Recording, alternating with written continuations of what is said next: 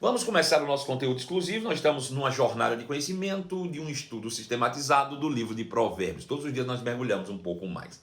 Eu comecei, essa live agora há pouco, perguntando para você se você conhece alguém que está desviado do evangelho. Quem conhece aí alguém que está desviado do evangelho? Certamente todo mundo conhece, né? Mas você conhece muita gente, pouca gente, você convive com pessoas que estão desviadas do evangelho, você tem parentes que estão desviados do evangelho, você tem amigos que um dia frequentaram com você junto uma igreja, participaram, até mesmo serviram ao Senhor de maneira amorosa, cheia de graça, e hoje infelizmente se encontram fora dos caminhos do Senhor, amargando aí as agruras da vida.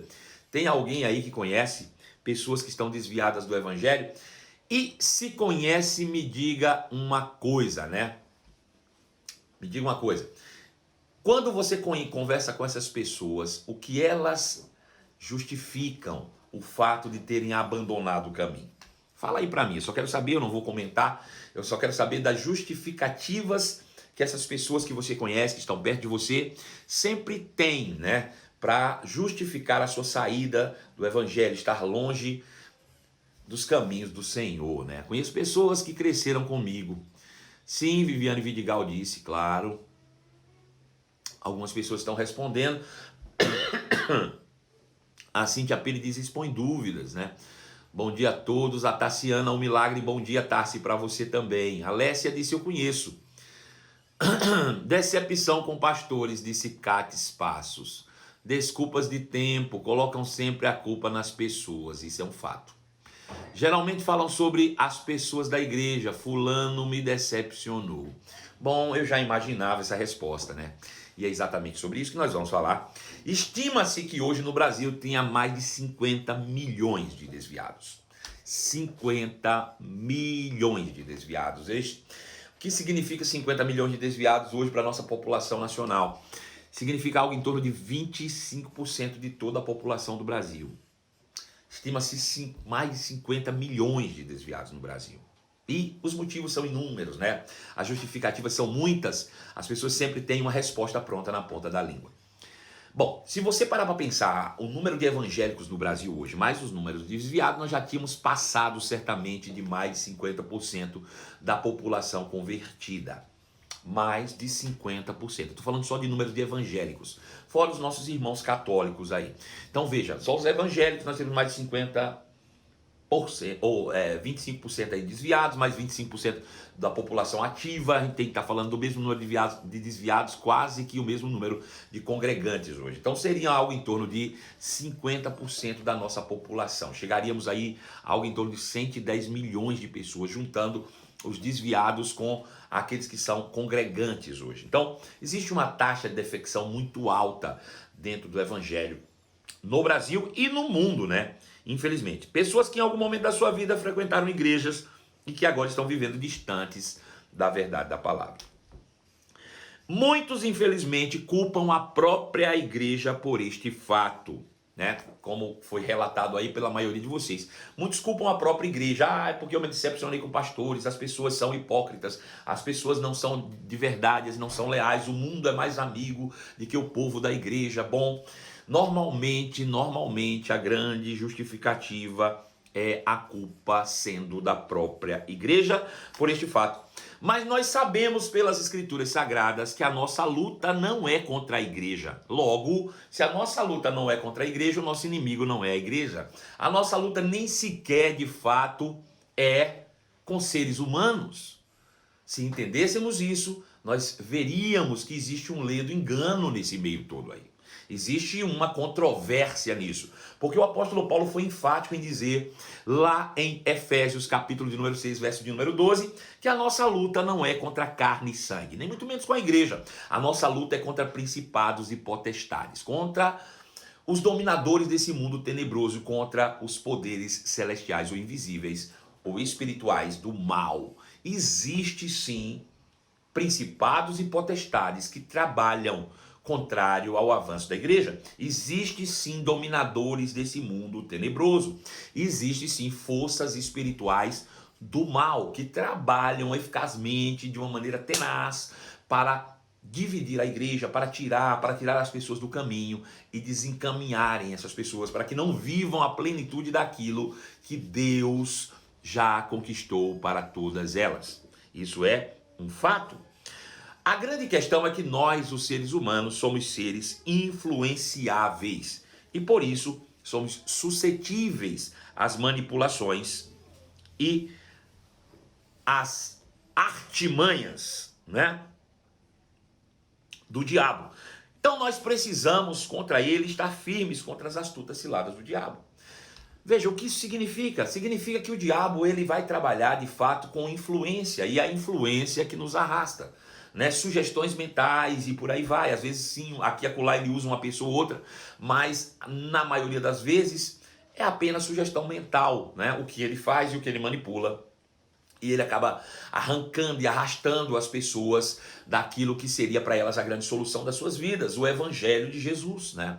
Eu estava falando outro dia, e até falei isso numa pregação que eu fiz no final de semana, que a gente vê coisas no mundo que acabam criando muito dano ao ser humano. Como, por exemplo, alguns tipos de comportamentos que são nocivos à vida humana. Por exemplo, o preconceito é um deles, a homofobia é um deles, o racismo é um deles. Mas todos esses comportamentos nocivos seriam facilmente desestabilizados e destruídos se vivêssemos de fato a plenitude do Evangelho. O Evangelho por si só é uma mensagem poderosa para exterminar qualquer tipo de comportamento que seja letal, nocivo à vida humana. Nós não precisamos acrescentar uma outra mensagem. Nós não precisamos levantar uma bandeira e uma mensagem. Nós cristãos que eu estou falando.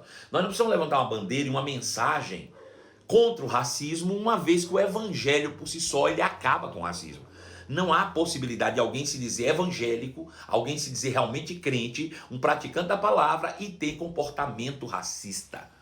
Então isso não faz sentido, a gente não precisa de outra mensagem, a gente só precisa de fato ficar com a verdade da palavra. O problema é que muitas vezes nós não estamos nem mesmo a nós mesmos persuadindo com as verdades do evangelho, quanto mais a aqueles que nos ouvem. Infelizmente, isso é uma verdade. Se nós não aplicamos o evangelho nem para nós mesmos, como podemos esperar que as pessoas que nos ouvem possam praticar o evangelho que pregamos? Primeiro começa em nós. Nós precisamos realmente estar completamente persuadidos e firmados sobre a palavra para que não sejamos alvos fáceis de todas as tentativas do diabo de nos tirar, nos mover de uma posição que é mais do que vencedor. É isso que o apóstolo Paulo fala em Efésios capítulo 6, verso 10, quando ele diz: fortalecei-vos no Senhor e na força do seu poder e tomai toda a armadura de Deus para que possam resistir contra as astutas ciladas do diabo. Ele está dizendo, seja cheio do Espírito, seja cheio da palavra, para que você fique firme quando o diabo vir com qualquer tipo de sugestão. Porque você não vai viver a partir daquilo que o diabo está falando, você vai viver a partir daquilo que a Bíblia diz a seu respeito. Quando você está firmado sobre essas verdades, quando você está firmado sobre aquilo que a Bíblia diz a seu respeito, nada do que o diabo possa trazer para você pode influenciá-lo, tirá-lo da posição de mais do que vencedor. Nós não vamos viver com base no que as pessoas dizem, pensam ou deixam de pensar de nós. Nós vamos viver com base naquilo que a palavra de Deus diz sobre nós. Essa é a única forma de realmente estarmos livres contra as astutas ciladas do diabo. Portanto, não podemos nos deixar influenciar por todas as artimanhas do diabo na expectativa de nos tirar, nos desviar do caminho da retidão. Provérbios capítulo 7, verso de número 21 diz assim: seduziu-o com muitas palavras, com muitas lisonjas dos seus lábios o arrastou. Nós estamos falando de Provérbios capítulo 7, a partir do verso 21. Nós vimos falando sobre a mulher adúltera. E de maneira natural a gente viu, e também de maneira espiritual nós estamos falando do mundo, né, que tenta nos arrastar e nos tirar diariamente da carreira, do caminho do evangelho e do cristianismo. Então, nós vimos na última ontem, na verdade, no nosso último estudo, que o pai ficava observando e via quando aquela mulher adúltera, logo após de ter cumprido seus votos, estava naquele momento desesperado de prazer, de desejo, em busca desse desejo, e ela vai para as ruas e ela encontra um grupo de rapazes inocentes, dentre eles tinha um sem juízo. E esse que era sem juízo foi arrastado por ela. Ela o beijou e disse: vamos para minha casa, vamos curtir, vamos aproveitar tudo que a gente tem, porque meu marido não está lá mesmo, ele saiu, viajou e vai demorar para voltar. Então é nesse contexto que o escritor de Provérbios diz: essa mulher o seduziu com muitas palavras e com muitas lisonjas dos lábios o arrastou.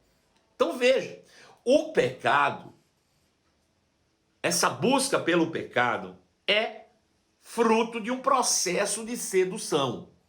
Não é algo que acontece de imediato, é um processo de sedução. E esse processo de sedução se dá na mente humana. É com base nos desejos que nós carregamos na própria carne. Se eu sou alguém que carrega um desejo nocivo na minha carne, uma vontade, algo que um dia eu experimentei e gostei, mesmo sabendo que aquilo não é apropriado para a minha vida de crente, de ser humano, de cristão, de filho de Deus, mas um dia provado eu vi que aquilo pode trazer prazer imediato, aquilo vira um jogo de sedução. Satanás vai começar a trazer imagens, ele vai começar a trazer sugestões, vai trazer palavras, vai trazer sentido, vai trazer cheiro, vai trazer sabores, todas essas coisas que vão te arrastar para uma memória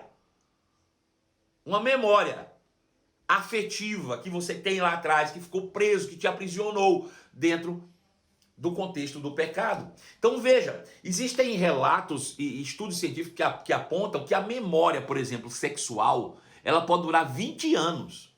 Algo que aconteceu com você durante a sua infância, 20 anos depois, aquilo ainda está na tua mente vivo como se fosse ontem.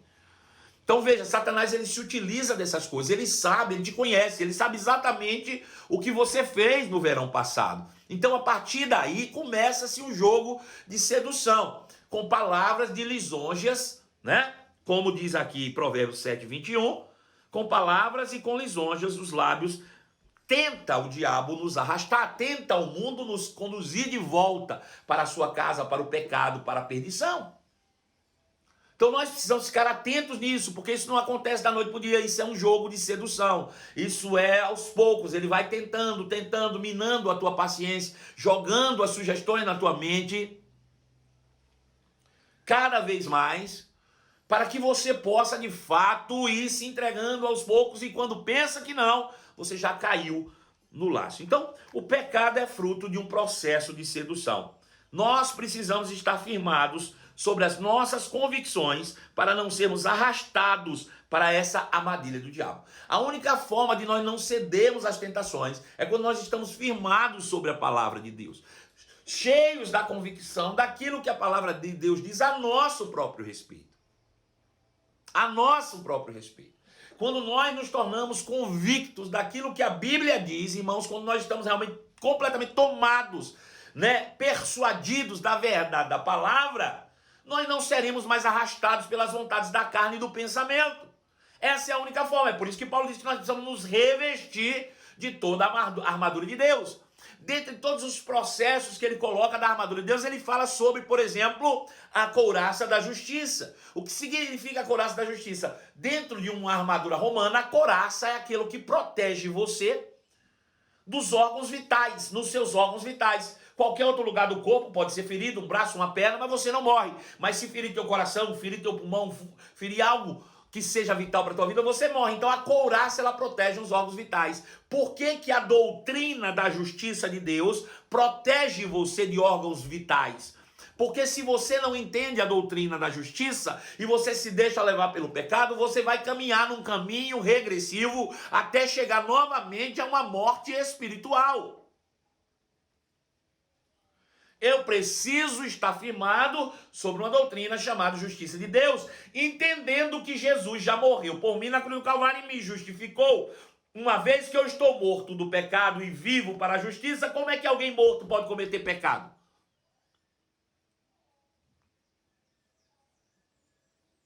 Aleluia! Então nós precisamos estar firmados sobre as verdades da palavra, sobre as nossas convicções na palavra, para não cedermos jamais a essas palavras doces de lisonjas que vêm do mundo, a troco de prazer imediato. E eu vou dizer, isso é para qualquer um, meu irmão, e eu vou dizer, não é ruim. O pecado não é algo de imediato ruim, não. Se fosse ruim, ninguém pecava. É gostoso, traz prazer imediato, mas traz um preço e uma consequência alta.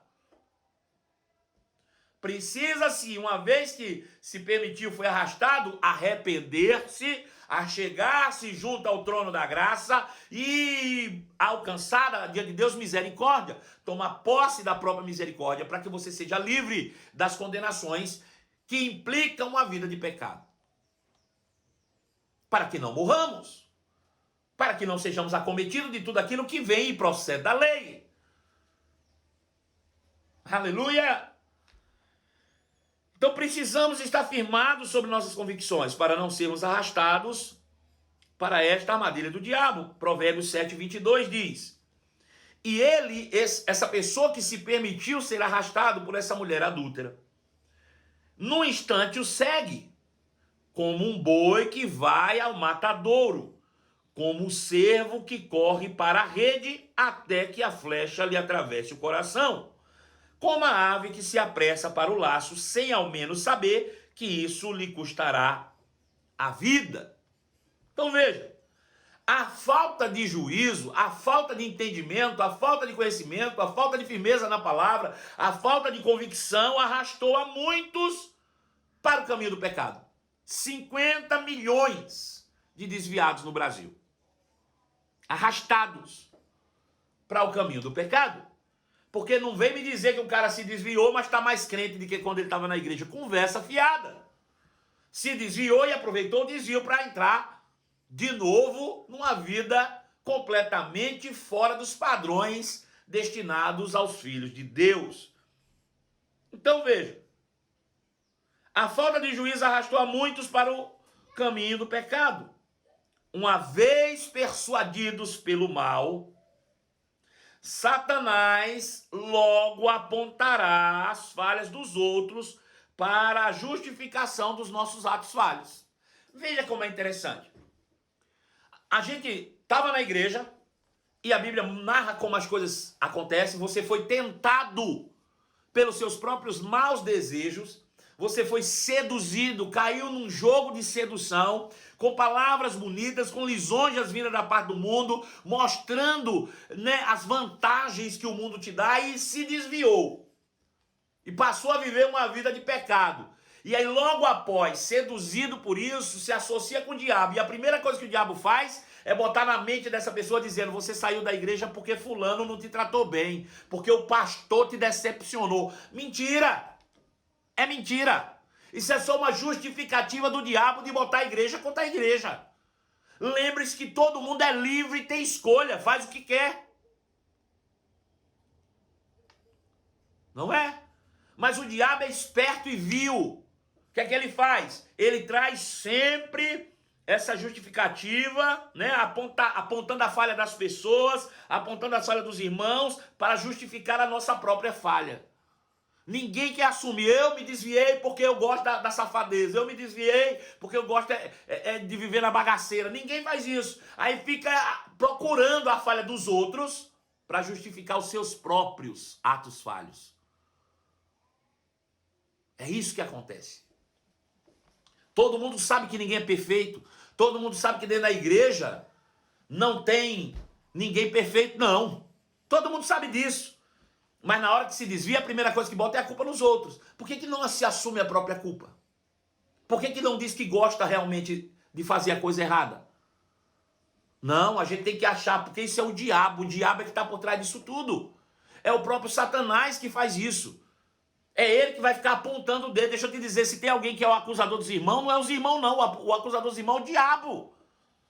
Quando você se levanta para dizer que deixou de fazer isso ou aquilo por causa do povo da igreja, você está dando lugar ao diabo. Está desviado, está me ouvindo, não está indo para a igreja porque o fulano... você está dando ouvido ao diabo. O diabo não é seu amigo, não. Nossa luta não é contra a igreja. Nossa luta nem mesmo é contra carne e sangue. Nossa luta é contra principados e potestades, os dominadores desse mundo tenebroso. os poderes espirituais do mal. Nossa luta é contra o cão, é o diabo. Aleluia. Essa é que é a grande verdade.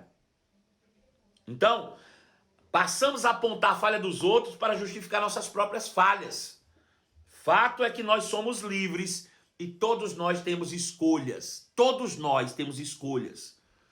Quem quer viver na igreja vive, quem quer viver no mundo vive, quem quer pecar peca, quem não quer não peca.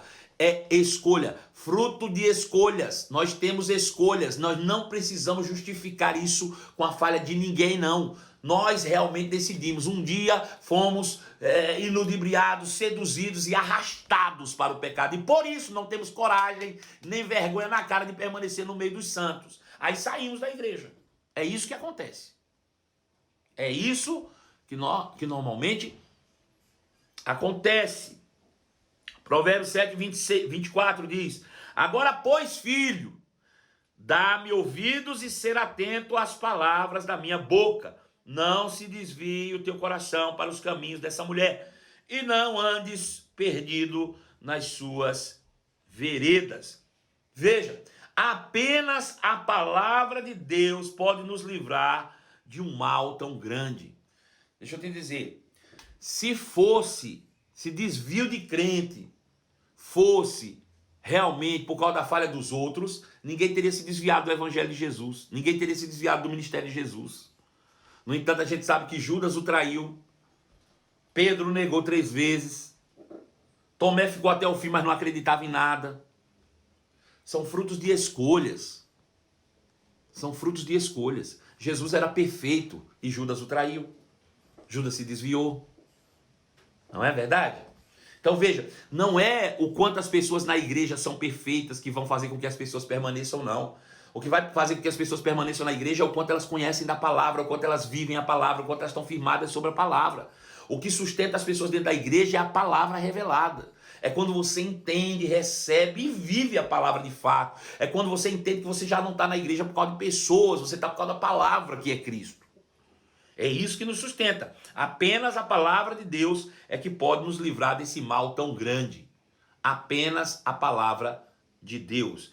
Escolher a palavra é escolher os caminhos da vida. Quando eu decido pela palavra, eu decido pela vida. Quando eu decido permanecer firme na palavra, eu decido verdadeiramente pelo caminho da vida e da paz. Aleluia. Aleluia. Provérbios 7, 26 diz: porque a muitos feriu e derrubou, e são muitos os que por ela foram mortos. A sua casa é o caminho para a sepultura e desce para as câmaras da morte. Veja, 7,26 diz: porque muitos feriu e derrubou, e são muitos os que por ela foram mortos. Veja, 50 milhões de brasileiros desviados do evangelho. Por quê? Porque se permitiram ser seduzidos pelo engano do diabo. Seduzidos, arrastados e hoje enredados pelas artimanhas do diabo. 50 milhões de desviados no Brasil. São 25% da população cedendo às influências diretas do diabo. São muitos os desviados, são muitos os que se perderam, são muitos e muitos, são muitos os que se perderam, e tudo com certeza que vem por essa perspectiva. Provérbios 7, 27 diz assim: a sua casa é o caminho para a sepultura e desce para as câmaras da morte. Escolher o mundo em detrimento à igreja, é escolher o inferno como destino eterno. Ah, eu me decepcionei com as pessoas lá da igreja. Mentira, não tem nada disso não. Você escolheu o mundo, você decidiu ir para o mundo. Agora veja, escolher o mundo é escolher o inferno como a sua morada eterna. Esse é que é fato. Essa semana eu ouvi uma frase, e eu trouxe ela para você, que é atribuída a C.S. Lewis. Ele diz assim: muitos desses 50 milhões que estão no mundo, não são todos, mas muitos desses 50 milhões que estão no mundo, desviados, muitos dos 50 milhões que estão no mundo desviados dizem: mas é melhor estar no inferno com amigos do que no céu com hipócritas. Muitos dos 50 milhões que estão no mundo, se você perguntar, eles vão dizer: é melhor estar no inferno com amigos do que no céu com hipócritas. Eles não vão dizer com essas palavras, mas em suma, a essência, o espírito é esse: é melhor se estar no inferno com amigos do que no céu com hipócritas. Só não se esqueçam de uma coisa: não existem amigos no inferno. Não haverão amigos no inferno, nem muito menos hipócritas no céu. Não haverá nenhum amigo no inferno e não haverá nenhum hipócrita no céu. Ponto final. Encerramos assim por hoje o nosso capítulo 7 do livro de Provérbios.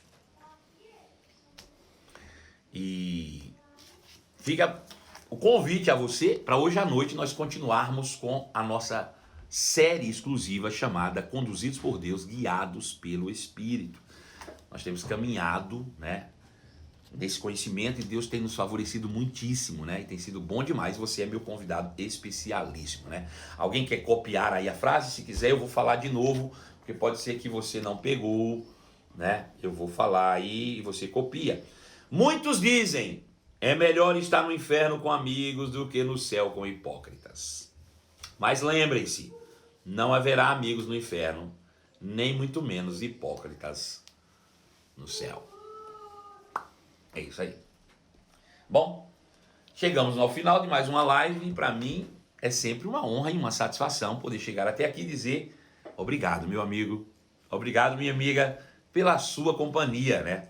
E deixar para você o convite para logo mais às 23 horas estarmos juntos. Ah, deixa eu te dar uma dica importante hoje. Hoje nós temos uma live de novo exclusiva para você às 20 horas dos empreendedores do Reino de Deus.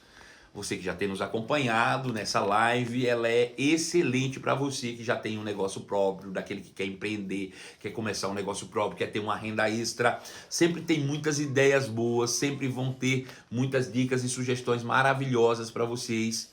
Então, se você puder, me acompanhe, será hoje às 20 horas, os empreendedores do reino, no canal do YouTube da Igreja Verbo da Vida, Belo Horizonte, onde eu estarei apresentando 3 empreendedores e será um bate-papo muito legal. É hoje às 20 horas, você é meu convidado mais do que especial, divulguem bastante e ó, eu conto com vocês lá, fazendo companhia para mim, tá bom?